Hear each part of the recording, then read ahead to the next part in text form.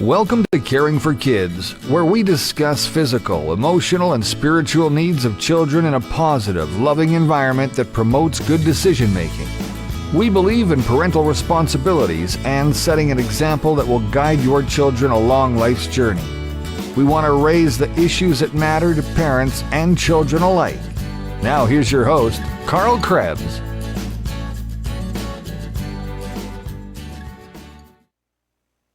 Welcome back to Things That Matter. I'm your host, Carl Krebs, and in this segment, Caring for Kids, we are certainly going to be talking about some things that we need to do to properly care for our kids.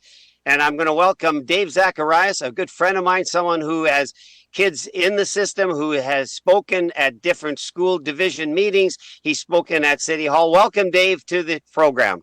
Thanks for joining us. Yes, thanks for having me, Carl and Brad. Good to see you again. I do have two kids Dave, in the school system. I have one in the provincial school system, and then the other one in the John Taylor Collegiate, Portage West here. So we've got two different scenarios. They play out a little differently, so I get to see two different angles. Great. Thanks for that background, because, it gives context to where your experience comes from and where your heart is in this. And I know with your unified grassroots movement, did I get that right? In Manitoba or Unified Grassroots? Unified Grassroots Manitoba. Yeah, and your involvement in the Million March for Kids and so forth, and the different areas you spoke. This is where your heart is. And Dave, I want to talk about the situation that's developing right now in the Morden School Division, or it's the Western School Division, but in the town of Morden.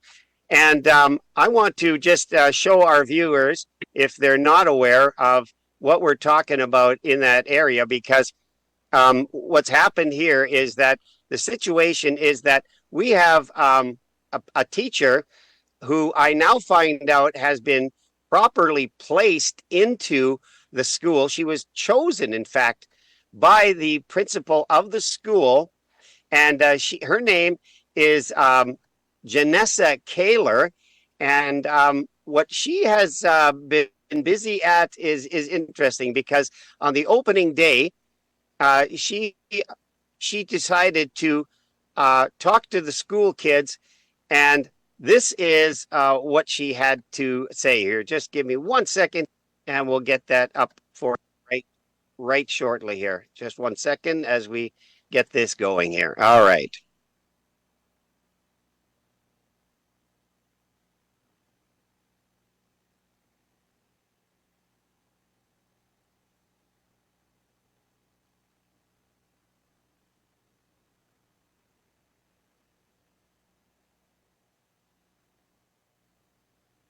All right. I hope you heard that. Hit the play, yeah. Okay, here we go again. Let's see if we got the sound this time. All right. Well, we have a difficulty on this sound, but I want you to take a look. This is Janessa Kaler. She is a grade 7 teacher in the Ecole Morden Middle School, and she opened up her classroom on opening day by asking her students to state their chosen pronouns. These are grade 7, effectively grade 12 students. And I thought this needed to be highlighted. Some people, of course, criticize you when you do stuff like this, but I didn't create this. What I did was share it. And you can judge for yourself. But the question I had, which now has been viewed by over 25,000 people, is how concerned are you about having this teacher teach your kids? Dave? Well, I'd be very concerned. To the point, you know what? As a parent, I know you're concerned, and many are. Several people I know have taken their to school. I want to give you an update. As I spoke with a concerned parent today, she told me exactly what she did. Having heard what the teacher asked her daughter to do, she walked in and she wanted to know. She went directly to the teacher, as I think is very responsible. Tried to have a conversation with her. The teacher threw up her arms and said, "I can't talk to you anymore. You'll have to talk to admin." She went to the principal of the school, which is Garth Sable, I believe is his name. And he became as confrontational with her as the teacher was. The teacher told the parent at one point that I am doing what the government has told me to do. And she held up a curriculum that's had the word inclusion written on it. And so she is correct in saying she's doing what the government has told her to do. And parents in school divisions all over Manitoba, Dave, I know you know this, have been waiting and seeing what teachers will actually do. But when this concerned parent went to the principal, and the first thing she noticed walking into his office was the flag. That flag now that has been updated. He had it on the door. He had a full-scale flag in his office, and he was proud to have her. He said to this concerned teacher or parent, I handpicked her, and I'm very proud and glad to have her with me. Dave, what do you do with a situation like that as a concerned parent? Well, I think one of the things we need to do is start getting involved in the school system. Because there was an event just a couple of days ago at Dauphin. The 4 board members decided to hold a meeting because they believe the only flags that should be flown at the school are the Canada flag and the Manitoba flag, being that we're from Manitoba. All the other flags have no business being in our school system, and I think we need to push back. 3 of the board members walked out. They're done. And so this leaves huge opportunity for well-rounded mums and dads. Get your name on the ballot and get into the boardrooms and start conducting school businesses. Start pushing back on what the government agenda is, because our kids need basic skills. We need language, we need mathematical skills, we need science skills. We don't need a lot of this other nonsense. Our children are struggling mathematically like Manitoba is among the worst. And yet we're doing nothing to solve this. We think gender inclusion and equity and all this other stuff. Well, you know what? Equity doesn't balance the books. Try writing that, to your Access Credit Union checking account. Oh, I have equity. I'm going to just write you a check, carte blanche. Doesn't work that way. So we need to be involved on boots on the ground, have this conversation, and have conversations that are appropriate for our children. Grade 7 and 8 is not the place where we need to concern ourselves with pronouns. Kindergarten, a lot of this stuff starts deep down. We talked about this a few segments ago. Grade 3, 4, a lot of the context is absolutely off the charts. And so we need to just keep pushing back. There are resources and tools that we can use. And part of it is to speak openly. Have a meeting with the principal, vice principal, and the teachers if need be. Attend board meetings. And have your voice heard, because for every one person that speaks up, there's another 100 that aren't. So we really got to push back and say, I'm going to be that person that's going to take this up to the higher levels. I'm going to be respectful. I'm going to be polite. But we do have to push back. We don't need our kids learning all of this stuff at grade 7 and 8 levels. I want to share with you, Dave, what the parent said to me last night in a very lengthy conversation. She said, my child is not an experiment. I thought that was one of the most profound I've heard from a parent yet. And she was being polite, and she went so far as to compare this to a religion. And in some ways, it is a new religion that they're putting out there. We know that far less than 1% of kids are actually identifying or suffering from some kind of a gender identity issue and are uncertain whether or not they're a boy or a girl trapped in the opposite body. But I think there are things we can do. And someone who's going to be joining us here in a minute is Pierre from Action for Canada. And I think one of the things we can do is serve notice to the authorities in this school, Dave, that we are not going to allow you to subject our kids to it. Exactly. And I'll just, while Pierre comes into the room, want to space out some statistics here. 1 in 3,000 up to 3,200 are born with some sort of thinking process. Okay, maybe I'm not quite in the right body. Right now, we have up to 33% of our high school children that are graduating, coming out of a school system. 1 in 33 33%. So that's 33 out of 100 coming out as something other than what they were biologically born with. Statistically impossible. And it's only due to the teaching and the propaganda And you mentioned religion. I view this as a cult.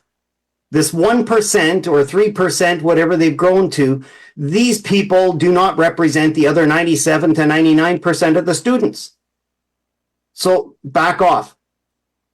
Yeah, it is. And cults are often seen as religions and vice versa. So we have a situation here, though, where you can you can deal with a crisis as it appears, legitimately appears.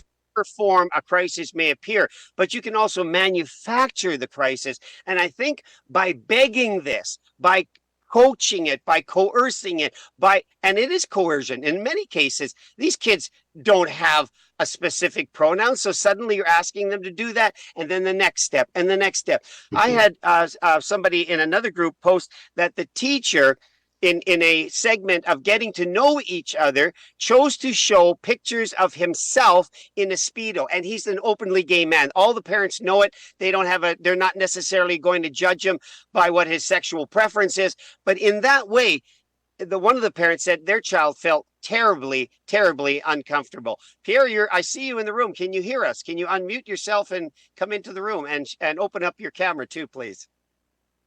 Hi there, Carl. Can you hear me? This is Pierre. I'm in the room. I can see you guys. My camera is not working, but I'm in and ready to participate. You know what? Great. Thank you so much for joining Dave Zacharias and myself in studio here. And we're talking about putting tools in the hands of parents. And you and I have talked, and I know we've dealt with notices of liability as far as Action for Canada is quite well known for that. But let's talk for a minute. And I want to bring this up. That we show the people what these things look like for just a minute here. And I'm going to bring this up on the screen. It will be hard for some of you to see it, but I know there is, we can make this available to you and we'll certainly have it. But which one do we want to bring up? How about we bring up this Soji one first? How about this one? Do the one in the middle. Okay, thank you. That's the follow-up. That's the follow-up. We'll start with the first one. Yeah, that one I believe is the first one. All right, good. So here's a notice of liability is drafted by Action for Canada. Give us some context for this, because there's things that the Action for Canada NOLs are and that there are not. The first thing I want to say is that none of us are legal beagles here. None of us are lawyers. We're not giving you legal advice. Please understand this as concerned people trying to equip parents out there as far as what they can do. And this, by its own nature, in its simple form, is not a legal document. Is that fair to say, Pierre? Well, not in its primitive state like this, but it potentially could become evidence in a courtroom in the future, but it's not meant to be that in the beginning. The main purpose of this document is to bring awareness to the person you're serving it to that they're engaging in something that violates Canada's constitutional liberties, freedoms, criminal code of Canada, and it just lets them know that that's taking place. It doesn't say anywhere that the intention is to put the person in jail. But it's not to say that wouldn't happen if they didn't stop and it the does behavior. it does lay down in some ways a baseline that at some point you notify the highest authority in the school that your child attends that you may take action, may take further action. So it serves as notice, and that really is what you want to do. We want to cause them to just step back for a moment and say, this parent has served me with a notice of liability, and let him ponder what that may mean in the future, correct? Absolutely, yeah. And I mean the primary goal of giving them the document is to get them to stop doing what you don't like. So I always recommend that you include your own letter that explains why you're giving it to them, what specific action they've taken, because this notice of liability is a little bit generic, but you can submit it with your own letter that states the specific nature of whatever behavior or program you want the school teacher or staff or administration to stop. And this document has been successful to do that.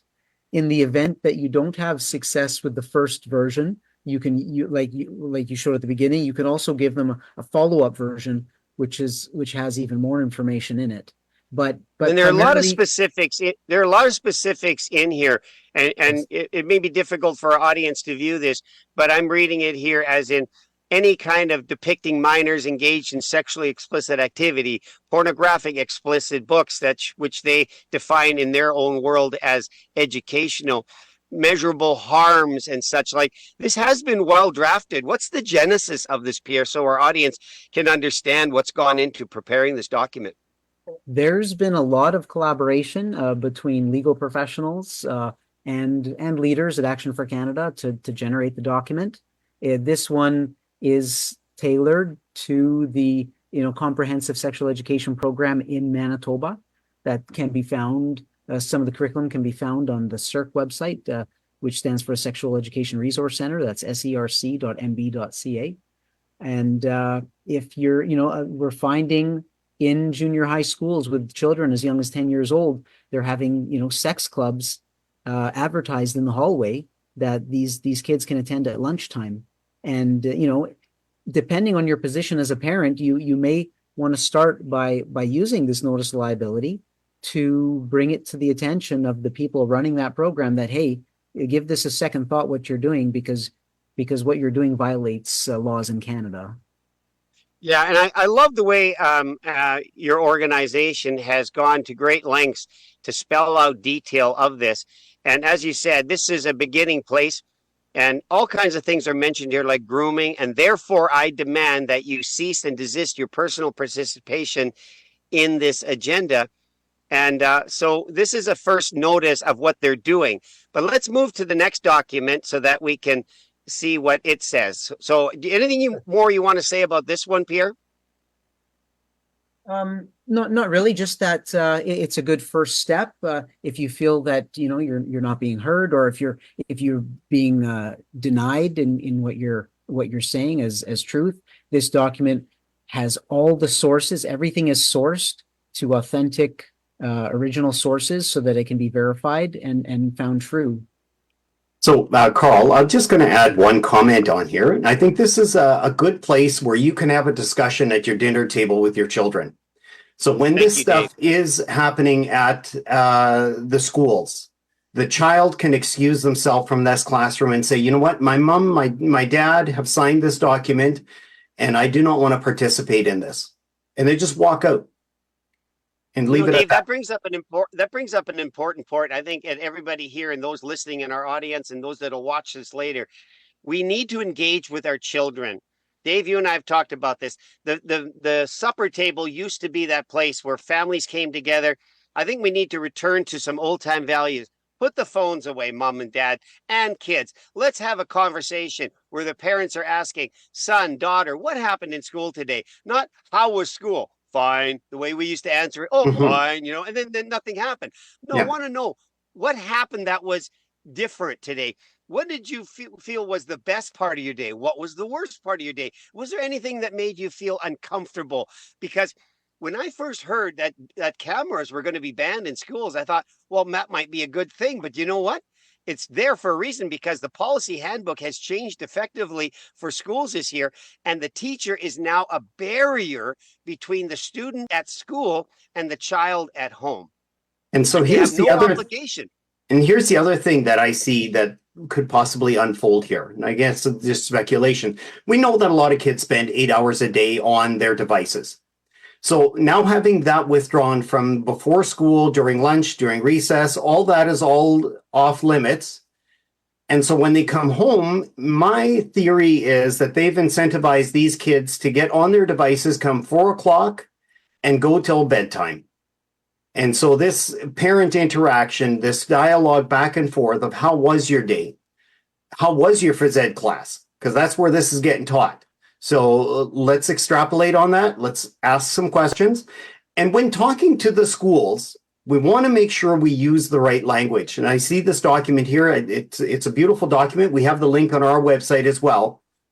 But we want to talk about CERC. And Pierre alluded to that earlier. Use the language that our current school is using. When we come in and we present them with the SOGI 123 document, the principals just say, oh, well, you're in luck because we don't teach that curriculum here. And the parents go away thinking, you know what? Yes, my school is safe. My sons and daughters are going to be protected. But little do they know that SOGI 123 is identical to CERC. It's just cut and paste. change a few of the acronyms, and here we go. So Pierre, take us through this here. And one thing that jumps out at me right away, and it takes me back to my conversation last night with this parent, is that the school board works for you as a taxpayer. This concerned parent went to the teacher stating her concerns and reminded her that her salary is paid by somebody like her. And this young, unexperienced, rather ignorant, in the true sense of ignorant, not knowing, said to her, you don't pay my taxes. The government pays me. And I thought, this is so funny, because without a taxpayer, you got no government. The government derives all of its income from taxpayers. And so here you have a teacher that really is out of the loop. Take us through this document, Pierre, here a little bit. Maybe if you want to talk about CERC and the differences between SOGI. Dave has said they're the same. I'm taking him at his word that they are. But what does this document serve to do? Yeah, he's absolutely right. And I think it's getting harder and harder for, school administration to deceive the public. But that is their number one defense, is they'll say, oh, well, we don't teach that specific, named program. Meanwhile, the content of what they're teaching is identical, but they might call it something else. And it's just a different mask, but it's the same crime. So this follow-up document is a bit more information. It goes into it talks about SOGI 1, 2, 3 and the CSE resources. It also goes a little bit more into the criminal code, section 163.1 sub 1. Right, we have it right here. The definitions of pornography, and the different things that they're doing that match up with the criminal code. So it makes it a little more clear that what they're doing is a violation of our laws, and it needs to stop. And if they don't, they could be held liable. The intention is not to put, the intention is not to put people in jail, but the intention is to get them to stop what they're doing, and to give your child in the school system an avenue to escape from this assault on them. I mean, this is an attack on the kids, and it causes measurable harm, which is documented in the NOL, and this will help a parent to free their children from that. Again, this is a document prepared by the parent, delivered to the principal, correct? It can be given to the principal, it can be given to the teacher, it could be given to anybody who's facilitating the program or any part of the program. It could be given to the librarian, it could be given to the superintendent, the school trustee. But the point is that we have that we want to make sure it gets from the parent to that authority person, correct? Not relying on the child to take it to school, in other words. Oh, absolutely. Yeah. You would want to give this, you would want to hand deliver it or send it by registered mail. You'd want to give it to them in a way that you knew that they got it, for sure. Okay. And this third document, we have about 7 minutes left here. Take us through this. This is the third document in the series. This is the second one. If you pull up the delegation, I believe it's the link on the third attachment. That is a delegation that can be presented. Not that one. Yeah, the one, I think it's maybe the first. Yeah, there it is, presentation. That is a presentation. We just did that one. It's an excellent presentation. It's if you practice it, you can read that at a school board meeting in about 10 minutes. Usually the board will allow you to go slightly over 10 minutes if it's required, if you're not far from the end. But it's an excellent cookie cutter presentation that highlights everything that needs to be said to a school board to get them to stop things like their GSA, which has different names. Some people call it the Gender Sexuality Alliance. Some people call it the Gay Straight Alliance. Some people call it, I call it a sex club, because the focus is sex, and these are children that are attending. It's completely ridiculous. One thing I heard the other day on a video I was watching was that, fiction has to make sense, but the truth doesn't. And what's happening and what we're seeing doesn't make sense. And that's what makes it so unbelievable to most people. And that's what makes it difficult to explain to people. And what's sad is a lot of people have to experience it before they really, wake up and realize how serious it is. And I would just encourage people to learn from the experiences of others. And this has been going on for long enough. It's no secret. and it's time to, take action and protect your kids from it, not use your kids as some sort of experiment to find out what's going on. Yeah, exactly. Yes. The other thing that Pierre alluded to is reading this at a board meeting. And I would encourage each parent to hone this down and bring out the first 3 minutes at their key points. Because what boards are now doing is they say, oh, well, we've already heard this speech, so it's no longer relevant and you can no longer speak more than a minute. And so it's really critical that you read this thing, you script it, practice in front of a mirror a dozen times or so, and then give that punch in the first 2 minutes, hit a home run. And if they let you to go to 10, absolutely, just finish. Keep going on what you've got. Because it is important. They do need to hear about this. And as we know that school boards and also the parent groups, they change every year, or some of the people change every year. So the new ones coming in are going to have to learn some of this stuff. And so we want to make sure that we're right on board with them. We want to work together with them. And let's see how we can kick this out of the classroom. It doesn't belong there.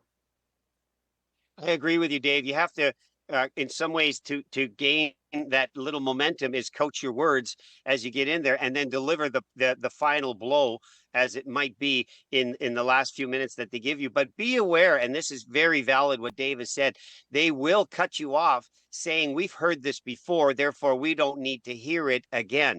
And that's just a way to shut you down. That is a classic shutdown move.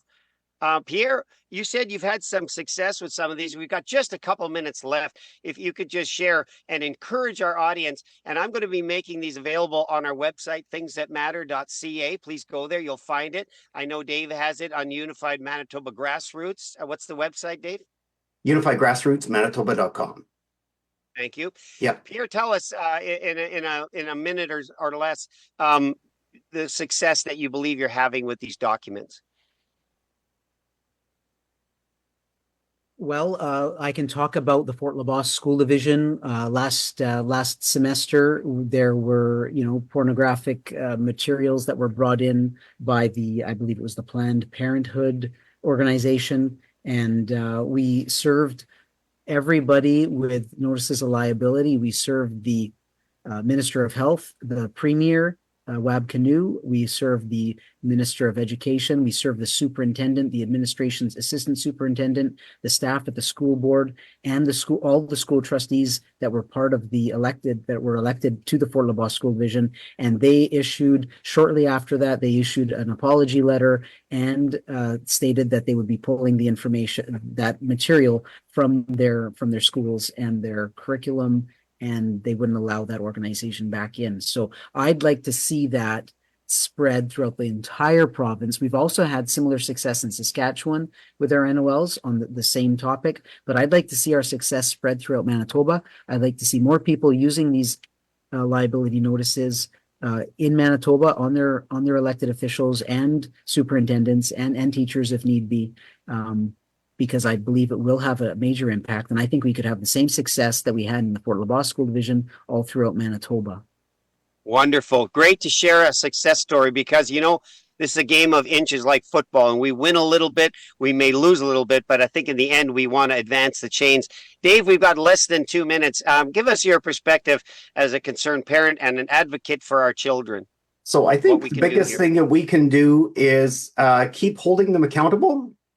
And by one aspect you highlighted earlier with the wages, every student gets about $10,000 to $10,400 in compensation to the school. And if your son or daughter is no longer going to be attending that school and the school knows that you're serious, those are serious dollars. We have 5,100 students doing homeschool in the province right now, and that's a serious thing. Wayne Iwasto, the former education minister with the PC government, announced that they were going to be spending more money. As soon as we had Wab Canoe, the NDP government, Nello Altmer, he said, no, there is no more money. It's coming down. So there are a few consolation prizes that did roll out, but the big money that was promised by the PC did not come through. And that change was issued as of April 2024. So the school divisions are hurting. They need every pupil in that classroom desk, and we need to use that to our advantage. Push them and push them hard. Hold them Yeah, to account. exactly. That's a significant amount per student. And in the end, I want to say this, that hundreds of thousands of dollars, I know from talking to former trustees, hundreds of thousands of dollars are being pledged to this SOGI, sexual identity issues that are not befitting for the majority of the kids, but hundreds of thousands of dollars. And we as taxpayers have a right to speak to that. Gentlemen, we're at the end of our time. Thank you so much for joining me. And perhaps we'll have you come back as we want to empower the parents. Come together. One is one, but 1 + 1 sometimes is a majority. People, the teacher, the principal, whoever you're serving them on notice is going to be on notice that you're watching. And that's what we want to do. Thank you so much for joining us, gentlemen. Have a great evening. Thanks for having us, Carl. me, Carl. Great to be here. Good to see you, Pierre. Thank you. All right. That was Caring for Kids.